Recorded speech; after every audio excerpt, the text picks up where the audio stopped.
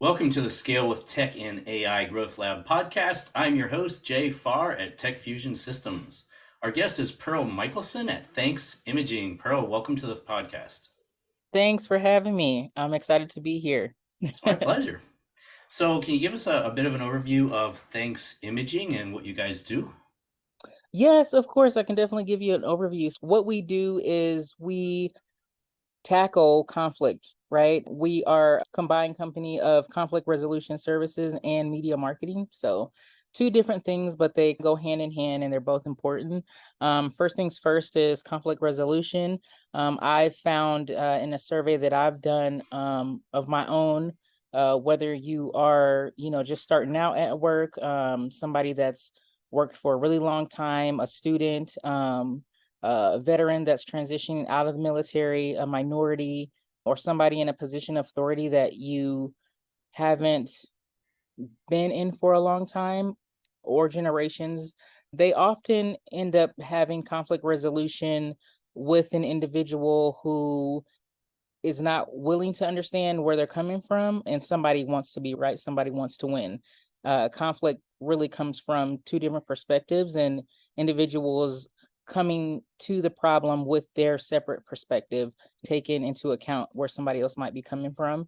And so, conflict resolution tools to give people in order to help them tackle the issue and tackle the problem versus everyone going to the principal's office. That's what I call HR, right? Anytime you get into a trouble or a problem, a lot of times you don't hear about it unless you're getting a coaching form, you're being written up, or you're being processed out. 9 times out of 10, you don't go to HR to say, "Hey, I have an issue with Jane Doe or John Doe. Let's sit here and here's some tools to work on those conflict tools. It's just this is what I heard. Don't do it again. Otherwise, there's consequences," which is not beneficial for anybody. And then the second part of it is the media marketing side. So we do video content. We talk about collaborating with other influencers, things like that, or other businesses, right? B2B. And we help people establish their social media presence for those that are not familiar with that, or they're just used to doing Etsy or just a website and they don't really know the best way to connect with their audiences now that things have changed when it comes to technology, AI now, even though it existed a long time ago, but in a different capacity now. Yeah, and so that's what we do. We create those avenues for people. Yeah, it's interesting. You have both of those services under one roof, and they really do complement each other because they're both highly needed, sought after business services. I'll ask you this because we were both in the Navy for a while. Mhm. Did you have a lot of conflict there? I had some, but we worked so much that you just didn't really mess with it too much. It wasn't Um, much resolution there for us. It was just be quiet and Chain do of your job. command, right? Yeah. So for obviously the military, there's a chain of command, right? There's a lot of respect there. And to answer your question, I did have conflict in the military. Even though I was very professional, respectful, things like that, I think the conflict that I ran into had more to do with rank and people trying to go up that military ladder and make it to the next pay grade than anything having to do with the actual conflict at hand. It really, I think it was mainly political versus tackling the actual problem. Aside Okay. from that, when it came to issues that needed to be solved, or I would have the person above me tell us to hash it out because they didn't have time for that. We had bigger Mhm. fish to fry, so it was just squash it, figure it out. Time is money, so you don't waste a lot of time. And then if you had a grievance, you would deal with it in that case. So Mhm. I feel like the Navy was pretty cut and dry. The military, in my opinion, was, and it in a lot of ways it made it easy because you just didn't deal with a lot of personality conflicts that affected you too much. The things that I endured weren't great, but I'll just say that based on the work that I'm doing now, a lot of it maybe has to do with some of that. But from a civilian standpoint and from a corporate America standpoint, I'm really trying to solve that issue versus the military because the military is just very chain of command. You just go to your supervisor and you handle it there. And if that doesn't work, you go to your divo. And if that doesn't work, hopefully it works, because otherwise you'll be going to captain's mast or something else, and nobody wants to do that. Yeah. So obviously you have a lot more power to solve these problems in the civilian world. I haven't heard some of these terms in so long. It's funny. Oh, Uh, sorry. it's been a minute, but yeah, it's funny. There probably is a lot of that. It's pretty widespread. What do you think the most common sense kind of way to handle it is? Not necessarily the tactics or the steps, but is the best way to get the two people together and be like, all right, what's the problem? Is that the best way, or what is the best way?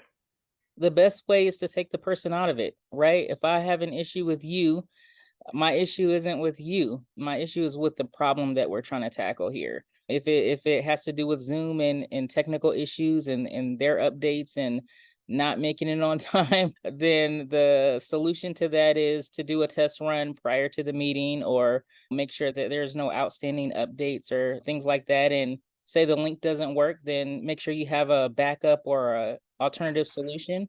I usually have backups to my backup. That's how I solve problems. Maybe that might be a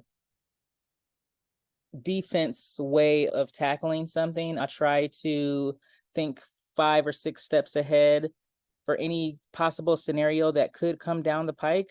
So I think the easiest thing is, yes, call the person in, sit down with them and say, "Hey, this is the challenge that I'm facing. How do we solve it?" But not just bringing attention to say, "Hey, I have a problem." Right? I'll come to you and I'll say, "You know what? As my partner, as my coworker, these are the things about you that I appreciate, and these are your skills that you bring to the team that I love. However, all of those things aside, right, with all of your talents and all of your skills, this is a challenge that I'm facing or I'm encountering with you. So, how can we use those skills that you have and use the skills that I have to solve this problem?" So, I definitely want to start it off in a very positive way by telling that person, "This is what you mean to me. This is why I appreciate you on our team." Because that way you're not going into the situation in a defensive mental space. You Yeah, want it to. makes it difficult if you start off by putting someone on the defense. And Mhm. that makes a lot of sense what you're saying. And you're obviously the type of person who is a good communicator and knows how to handle that as a coworker or a teammate or a supervisor. But when other companies are having these problems, how do you come in as an outsider to help them resolve it? Because not everybody has that skill set. I'll say this, one of the challenges that I'm facing with this company is the first thing that comes to mind from a business standpoint is we have human resources. Why do I need you? I have HR. Right? That person is who everybody goes to for their issues. Here's the thing, I've worked in HR, right? I've been in an executive position as head of HR. I've worked in human resources department. I've been the employee. I've been in a situation where I was responsible for helping people solve these things. And I'll say that HR has a lot on their plate. They're not just solving the problems of the company, they're also dealing with policies. They're also dealing with events that are coming up. They're also dealing with organizational management. But your human resources person, I feel, needs to be able to not have a conflict of interest. If an employee has a problem and they go to HR is not a standalone. They're also an employee of the organization. What's keeping that human resources professional from not playing favorites, right? Favoritism, or having a personal conflict with the individual, one of the two individuals that are having a problem, or somebody on the team. What's keeping them from not having bias in the situation, right? They Mhm. have to be neutral.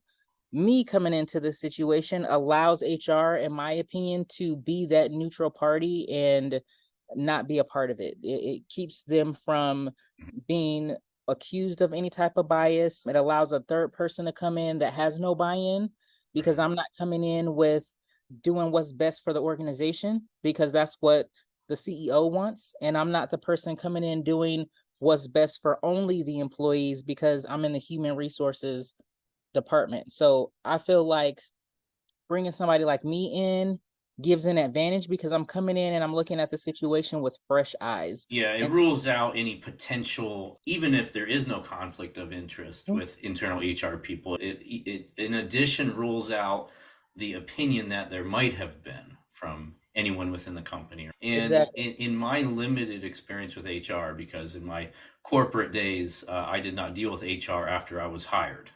Hmm. I didn't go there. They didn't talk to me. I didn't talk to them. I had no interest. There was no interaction of any kind, and I liked it that way. I got Yep. my paycheck and I went home. In my experience, HR, at least at that time, were not trained or proficient in, or even had a rule of conflict resolution outside of like paperwork. Like pretty much they didn't do anything unless it escalated to the point where paperwork was needed.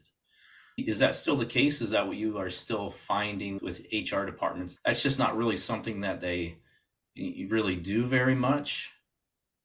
I'll say that it's getting better. The landscape has changed. The climate has changed in HR with various individuals now in the workplace, right? You have to think about lawsuits. Litigation is the first thing that comes to HR's mind. So they're going to try to do everything they can to prevent being sued and hurting anybody's feelings or misgendering somebody, things like that. You have to walk a very fine line. I would say that that being said, I do think that HR right now is in a really tough spot where they don't have the ability, I don't feel, to be 100% there for their people. It sounds like what you're saying is their hands are tied in a lot of cases. Like you said, their primary objective is to not get sued, Mhm. right? Their primary objective is not to have their staff get along and be more productive. It's to not get sued.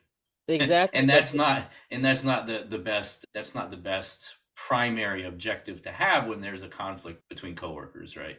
exactly, because at the end of the day, everybody wants everyone to get along in a perfect world, right? You don't want anything to create a work stoppage. And so you want to minimize conflicts as much as possible. I don't think the solution is just getting rid of somebody because they don't agree with you.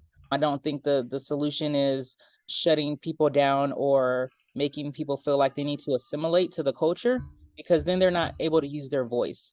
I want to be able to give individuals and organizations the tools so that they can use their voice. Everybody's voice needs to be heard. And I feel like to be seen is to be heard.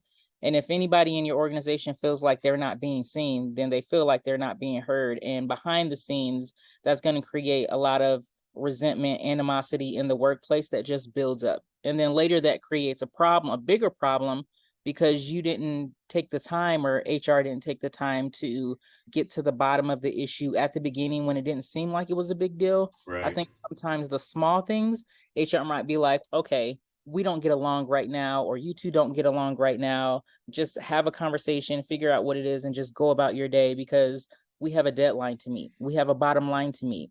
And a lot of times that takes precedence over the people, Mhm. but that problem is going to continue when they get to their next job because we didn't give them the tools that they needed in order to be successful.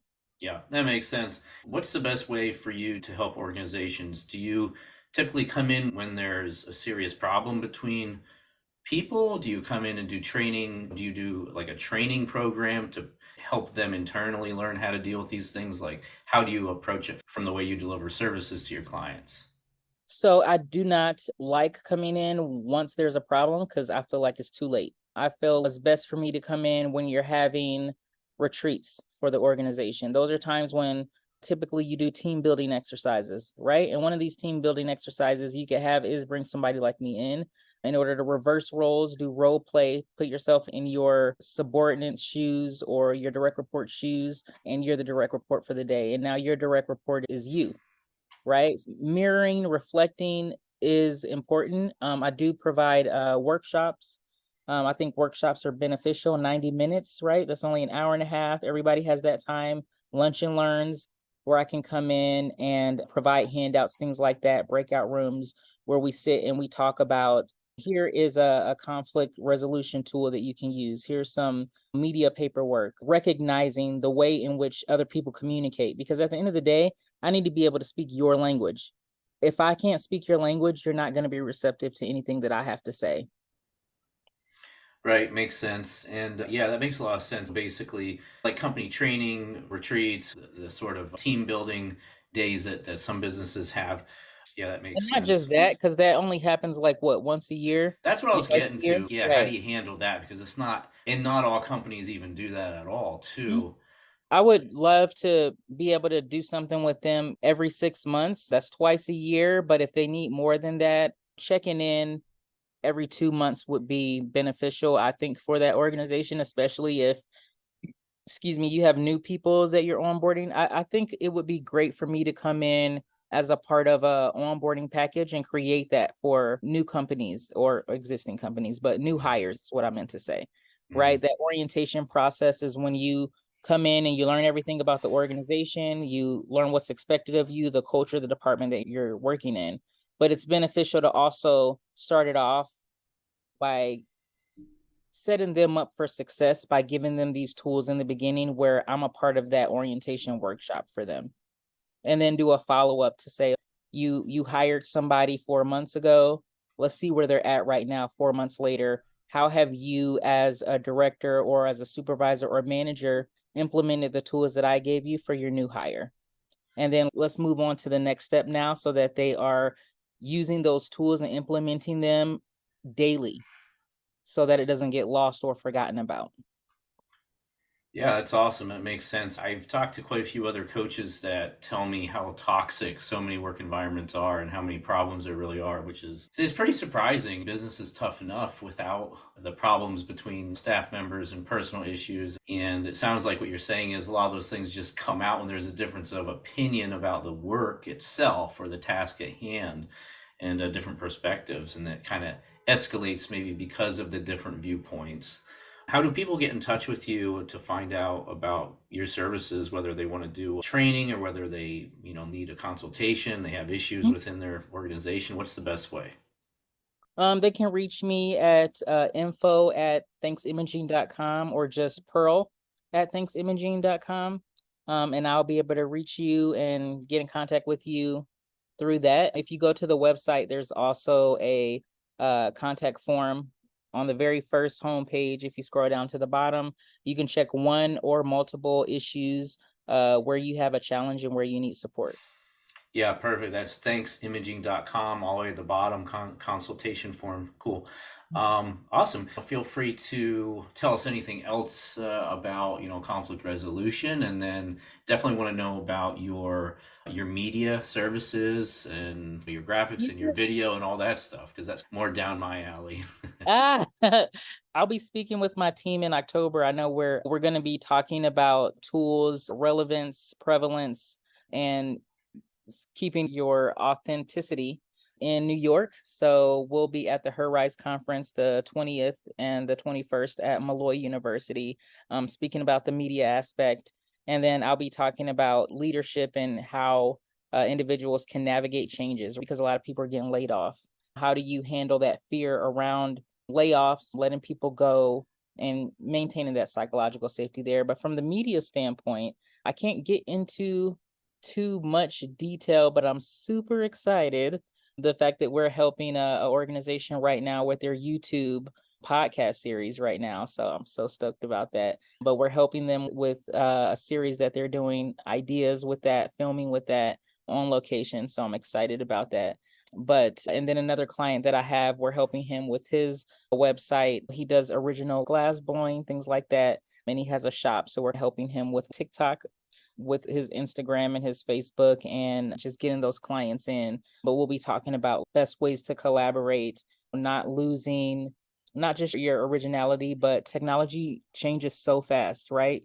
You yourself, you're in technology, right? AI has changed, and a lot of people are afraid of AI, right? What does that mean? I was in a class this morning with Google and the changes that they've made with AI right now and how they can help scale businesses or how your business can benefit from AI. A question that I have for you is what are your thoughts around people utilizing that artificial intelligence technology versus their own creative thinking and That's a good individuals not leaning so heavy on that? What are your thoughts? Yeah, that's a great question. First off, there's no such thing as AI. So there's no such thing as artificial intelligence. We have what's called machine learning and long language models. So it's Mhm. basically supercomputers that are mimicking patterns that they see in language or in video or in images or in words. And there's a lot of it's called AI because it's a lot more, it's a lot cooler. Right. Right? But technically there's no such thing yet, and there probably won't be for some time. These new computer learning models, these long large language models, these pattern recognition systems that are built into various different tools can help us do a lot of things. As far as a big picture overview, it can't replace the creativeness of a human, not even close, not yet. And so those two things really, they feed off one another. In other words, if you take someone who's very skilled in either copywriting or graphic design or video editing, and you use some of these AI tools, they complement one another. And that's where we're at right now. So I would encourage everyone to, whatever your thing is, if you're a copywriter or a graphic design person or you're doing something else, just Google AI tool to do whatever and see what's out there and play with it. And some of them work really well, some of them not so much, and they're new and it's changing so rapidly. But my advice is to adopt it, be practical, adopt anything, any new technology that can help you do what you do better. Are there any caveats or with anything, right? Too much of a good thing can be bad depending on how you use it. Human errors happen all the time, but if you were to give somebody a piece of advice around being careful with the way in which they utilize this technology, what would that be?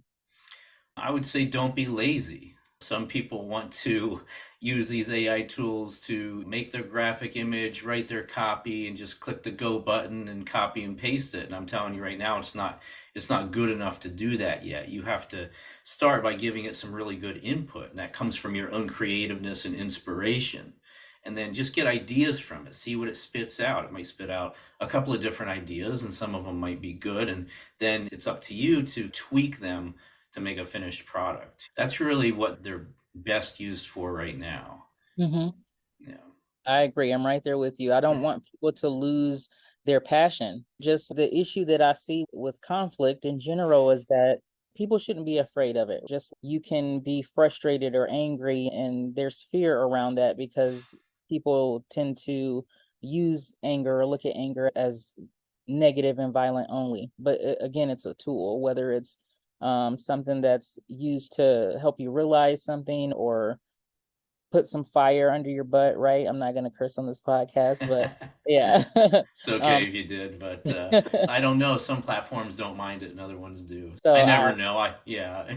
exactly. I don't know who the listeners are, and Yeah. come back later. But back to what I was saying is that the thing with conflict is when you apply for a job, you were excited for that job. There was a reason why you applied, whether it was the fact that you had a skill that you wanted to demonstrate and you wanted other people to experience that, but you had excitement, right? And you got up every day and you were happy to go to this job. People are losing their passion for why they get up every day. And I don't want that to be lost just because there's conflict in the workplace. And because that conflict brews or it sits there or it's ignored, I feel like it gets ignored more. Like Hmm. people at the top don't address it, even though it's like a huge elephant in the room, but nobody's saying anything is a problem, Yeah. right? Yeah. And like you said, it usually turns into a problem. And then they call you. That's when people call me sometimes after they have a problem. And I'm like, why didn't Exactly. you call me 6 months ago when it That wasn't a big problem yet? Exactly that part. And so I want to get there before it becomes an issue, but I want them to address that there are issues that do exist because everybody knows that there's something and they might be afraid to discuss it for whatever reason. Allow me to take that on. Let me be the person to help you out and be I'll let you be the hero, right? I'll be your bad guy, but my whole job is I'm very solution oriented. So I just want to solve it. I just want to help you so that you can keep doing what you do best and they can keep wanting to come to work because at the end of the day either people are going to quit, we all know they quit because of their managers, or they're going to be let go, and all organizations want to make sure that they retain their employees. And so that's my goal at the end of the day: help the organization retain the people that they have, and then help the people that they have retain their passion, their purpose, not lose that purpose and that desire for the work that they're doing for you. Yeah, and that's also important to the bottom line because when the employees have these problems and they're struggling working with each other and they lose that passion, their productivity goes way down, right? So the Exactly. profitability goes down with it. Not only is it good for the environment and the people inside of it, but it's also good for business. And I have one more point I want to make about your AI question, and that's this. As of right now, humans are far superior. That may not always be the case, but that's the case right now. AI can't create. AI cannot create anything. It just copies and mimics what we as humans give it. And Mhm. so as a creative person of any kind, I don't care what kind of creativity you have in your profession or your personal life, just think about it that way. So AI is here to assist us to do what we already do well, even better. And that's, I think, the best way to approach it. I like that. I definitely like that. Yeah. And it can only be as good as the input, right? That's coming from the human. But again, I agree with what you said about not being lazy. I don't want individuals to um not use their own skills and heavily rely on AI or technology to do all the work for them because then they're not going to get far and they're shooting themselves in the foot or they're doing a disservice to themselves. And Yeah. nothing can replace the human brain, right? That's unique within itself. So far. Right. I don't know what's going to happen in 10 years. We'll have to do a follow up and see where we're at then. But yeah, as of right now, that's absolutely true. And you can tell very clearly the difference between an AI generated piece of work and a piece of work generated by a human. If you're a skilled person, you can tell, even if you're not a really skilled person, the way it makes you feel is going to be different. You know that as a very creative person. When Yes. you see something and you read something, if there's something off about it, like the person who wrote this isn't normal, right? And Yes, you know what?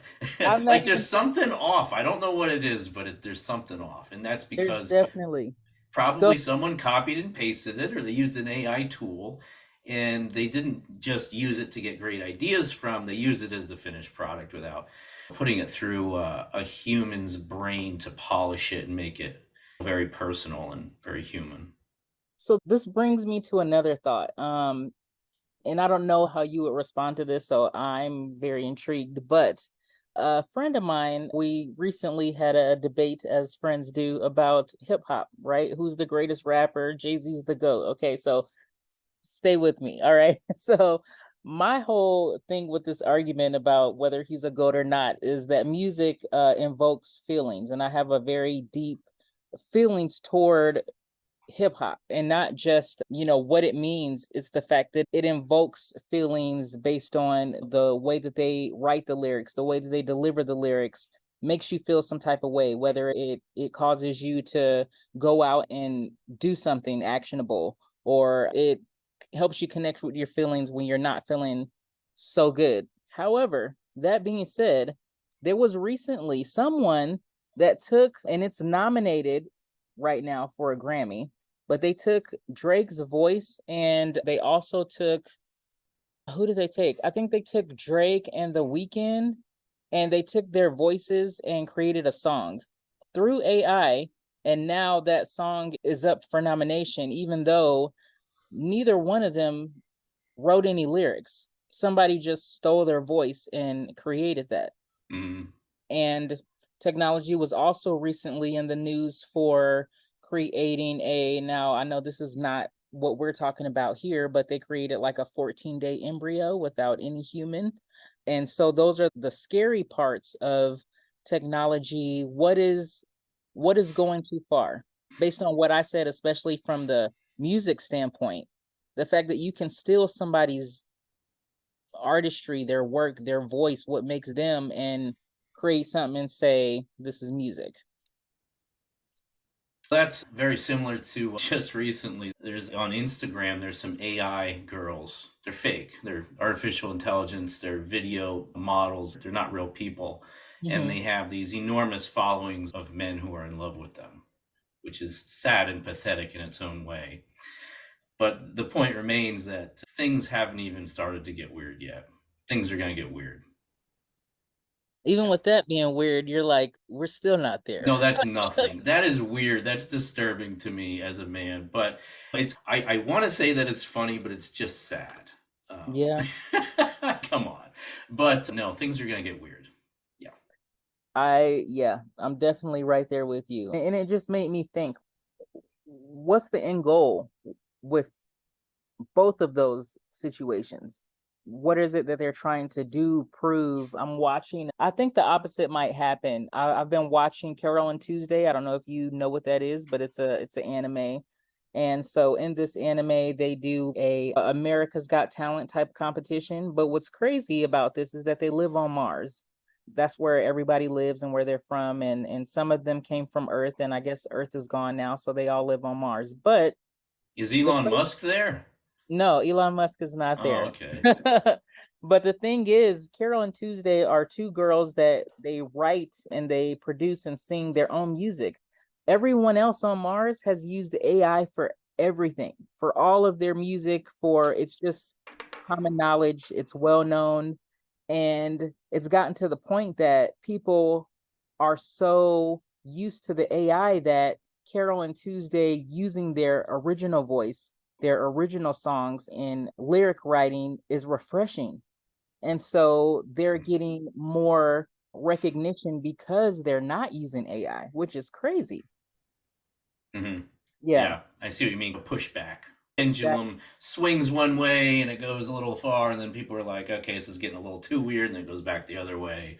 Yeah, it's an interesting idea. Yeah, that's how things go. That pendulum swings back and forth and back and forth, and it tries to find an equilibrium someplace. Yeah, I'm not sure exactly how to answer that. It's a pretty open question, but I think that some people like you and me are going to educate professional people are going to be very practical about it, and we're going to know what makes a better product. And the marketplace is going to decide. The marketplace and people will decide for each different sort of service and product and entertainment, etc. Do I want an AI version, or do I want a real people version, or something in between? And the trends are going to take place regardless of what you and I think.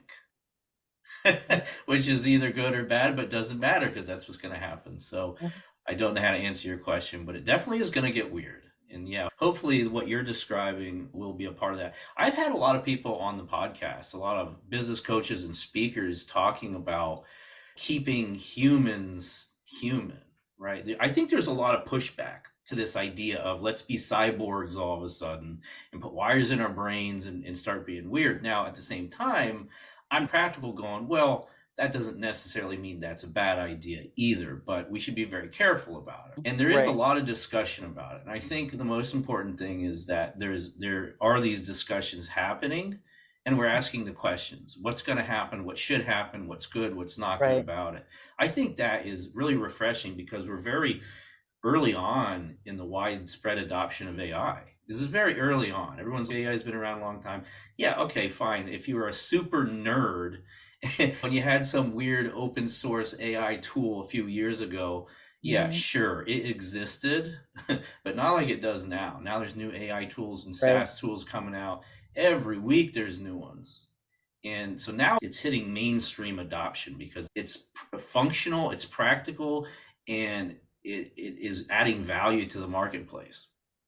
And so now is just the beginning of mainstream adoption. And people all over are already having these discussions like, is this dangerous? What shouldn't it be used for? What should it be used for? So I think ethics. that's the most important thing.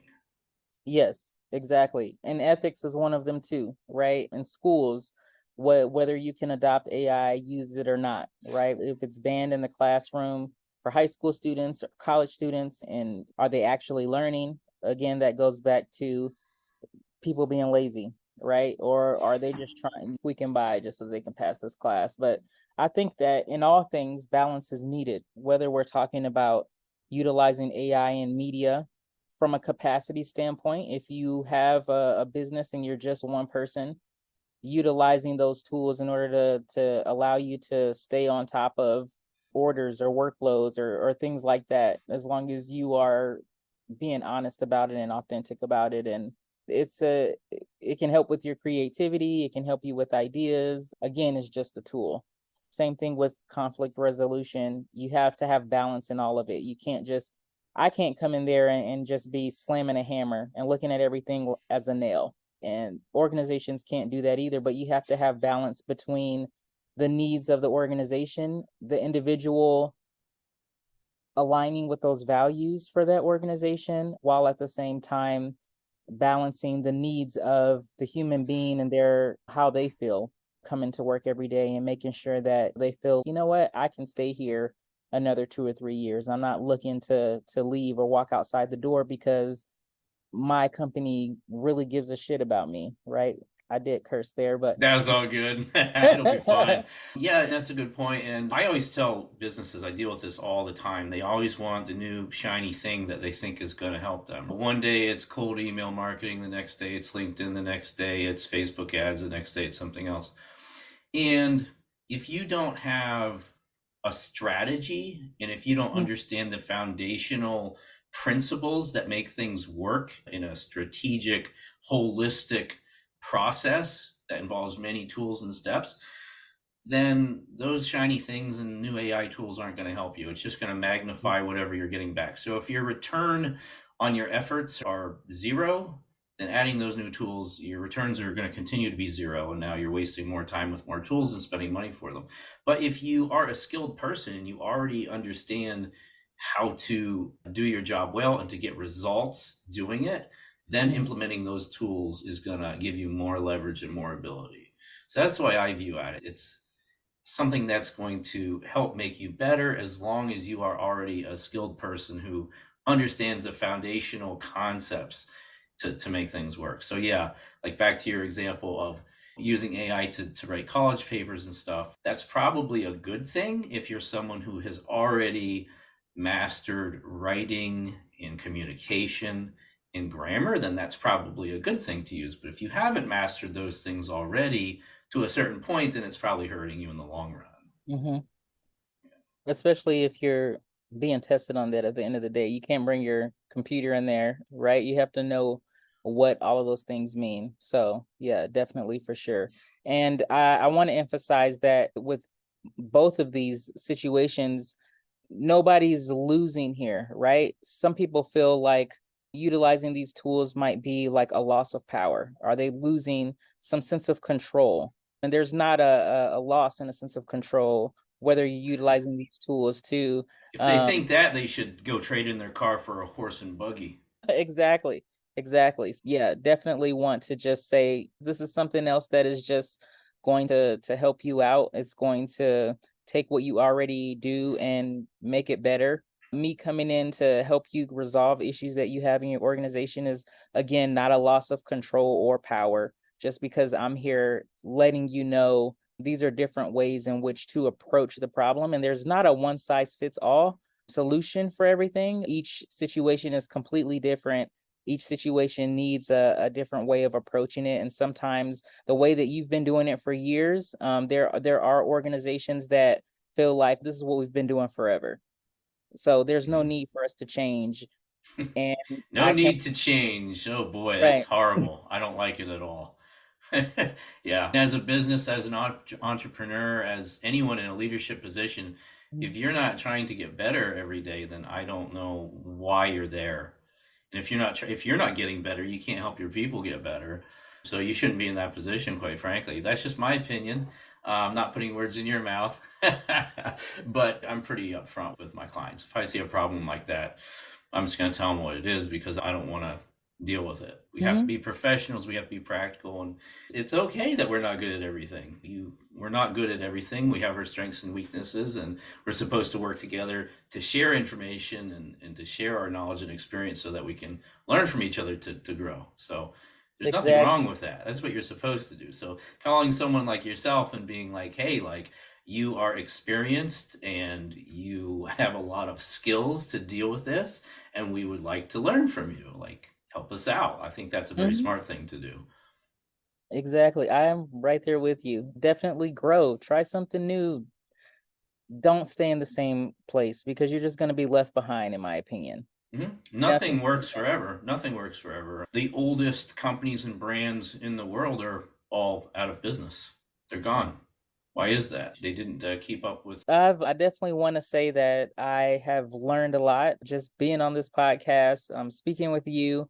It's nice to pick your brain as well because not often have I been on podcasts where the person that's been there has asked the question of the interviewer. So I really do appreciate you just taking the time to let me know your thoughts on that as well, just so that people going back and listening to this and watching this can ponder and change their perspective when it comes to utilizing these tools and what they might mean and why you said those things. Yeah, I appreciate that, and I appreciate the questions too. Yeah, it's interesting. I love talking to people with a different point of view, and pretty much everyone has a different point of view. And so it's Mhm. always interesting because if we're talking about the same thing and you see it from a different perspective than I do, I can see it from two perspectives, right? That's a Yes. positive thing. Now I know more about it than I did before. I love that. So I appreciate that. And you're definitely a thinker and you're definitely someone who is going to go far. I know it. So, yeah, thanks so much for your time on the podcast. And let's just remind everyone to get a hold of you. Thanksimaging.com. Go right to the website. There's some real quick, easy to understand information about what you do and how you do it, a contact form at the bottom. And of course, LinkedIn, Pearl Michalson. Thanks, Imaging. Thank you so much for being on. Thank you so much as well. And I want to remind people that if they don't solve these issues, this is a over $864 billion problem. Yeah. Ouch. I appreciate it. Thank you so much. And I look forward to everybody just hitting me up and let me know what your issue is. And let's talk about it. Let's solve it. Let's figure it out so that you guys can stay on top. Fantastic. Thanks